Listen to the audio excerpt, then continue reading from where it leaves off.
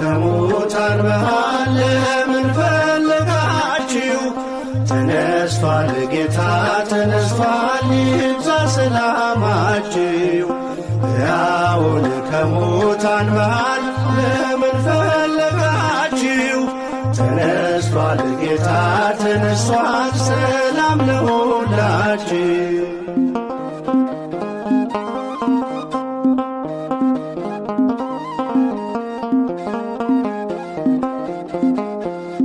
በሲኦል ባልተወን ባከበረን ጌታ ሰላምታ ወጀልን አለን በጸጥታ።